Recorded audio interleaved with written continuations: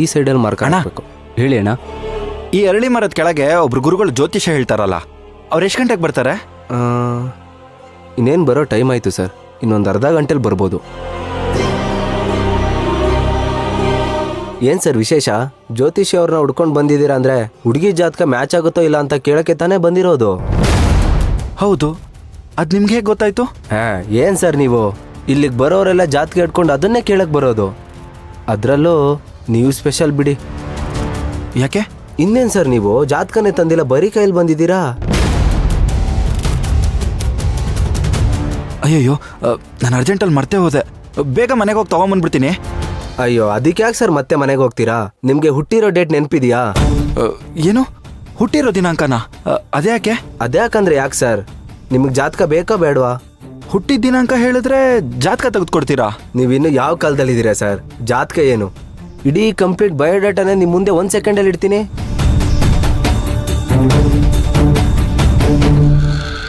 ವಂಶಿ ಜಾತಕ ಮ್ಯಾಚ್ ಆಗುತ್ತೋ ಇಲ್ವೋ ಅಂತ ಮೊಬೈಲಲ್ಲಿ ನೋಡಿ ಹೇಳಿದಾಳೆ ಅಂದರೆ ಈ ಕಂಪ್ಯೂಟ್ರಲ್ಲೂ ಜಾತಕ ಬಂದೇ ಬರುತ್ತೆ. ಆದರೆ ಈ ಮಾಯಾ ಹುಟ್ಟಿದ್ದಿನ ಯಾವುದಿರ್ಬೋದು?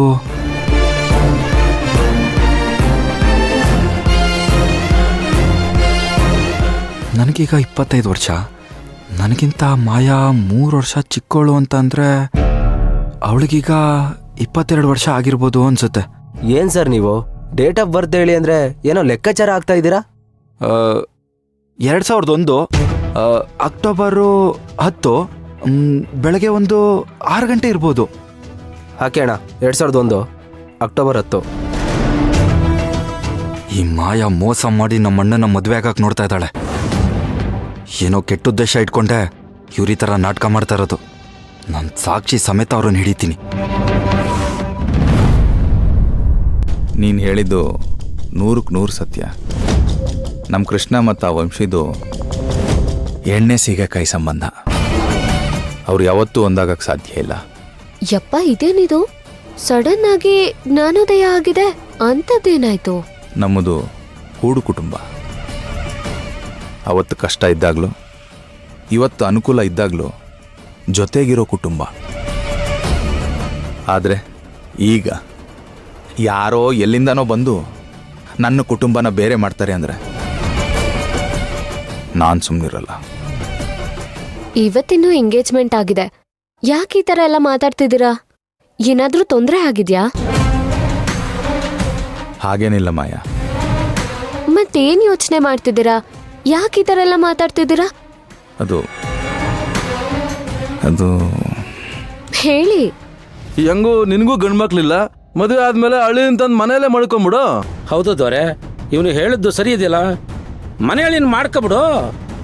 ಅವರನ್ನು ನಾನು ಮರ್ಯಾದಸ್ಥ ಕುಟುಂಬ ಅಂದ್ಕೊಂಡಿದ್ದೆ. ಅವರು ನಮ್ಮ ಕುಟುಂಬದ ಬಗ್ಗೆ ಯೋಚನೆನೇ ಮಾಡ್ತಿಲ್ಲ. ಅವ್ರಗಳ ಬಗ್ಗೆ ಮತ್ತು ಅವ್ರ ಮಗಳ ಬಗ್ಗೆ ಅಷ್ಟೇ ಯೋಚನೆ ಮಾಡ್ತಿದ್ದಾರೆ.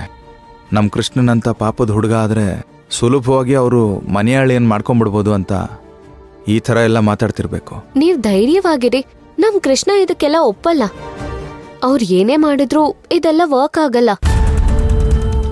ಆ ದೊರೆಸ್ವಾಮಿ ಇವ್ರ ಹತ್ರನೇ ಸಿಕ್ಕಾಕೊಂಡಿದ್ ಒಳ್ಳೇದಾಯ್ತು. ಇದೇ ಒಳ್ಳೆ ಸಮಯ.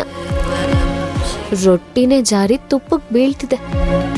ಈಗ್ಲೇ ನಾನು ಈ ಕಿಡಿನ ಜ್ವಾಲಾಮುಖಿ ಮಾಡ್ಬೇಕು. ಅದು ಈ ಮನೆ ಸುಡೋದನ್ನ ನೋಡ್ಬೇಕು. ಏನ್ ಯೋಚನೆ ಮಾಡ್ತಿದ್ದೀರಾ? ನಮ್ಮ ಕೃಷ್ಣ ನನಗೆ